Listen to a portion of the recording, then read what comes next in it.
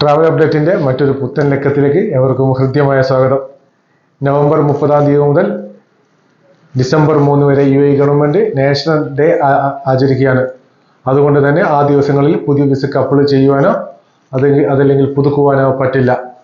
പുതുക്കേണ്ട ആളുകൾ പ്രത്യേകം ശ്രദ്ധിക്കുക. പുതുക്കേണ്ട ആളുകൾ ഈ വരുന്ന വെള്ളിയാഴ്ചക്ക് തന്നെ പുതുക്കേണ്ടതാണ്.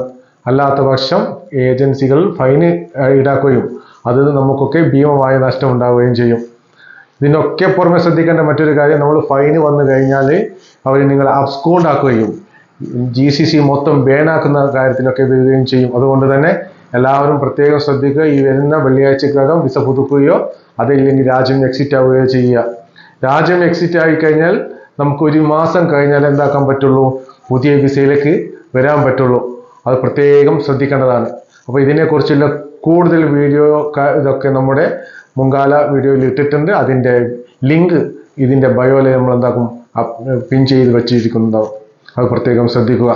അപ്പോൾ പ്രത്യേകം ശ്രദ്ധിക്കേണ്ട ഒരു കാര്യം എന്ന് വെച്ചാൽ ഈ വരുന്ന വെള്ളിയാഴ്ചക്കുള്ളിൽ തന്നെ പുതിയ വിസയിലേക്ക് മാറുകയോ അതല്ലെങ്കിൽ വിസ എക്സിറ്റ് അടിക്കുകയോ അതല്ലെങ്കിൽ വിസ എക്സ്റ്റെൻഡുകൾ ചെയ്യുകയോ ചെയ്യേണ്ടതാണെന്ന് ഇതിനാൽ അറിയിക്കുന്നു. അപ്പോൾ ട്രാവൽ അപ്ഡേറ്റിൻ്റെ മറ്റൊരു ലക്കം കൂടി അവസാനിക്കാനും പുത്തൻ ലക്കവുമായി ഞങ്ങൾ വീണ്ടും വരും. ബൈ ഫ്രം മുഹമ്മദും ശരത്തും. ബൈ.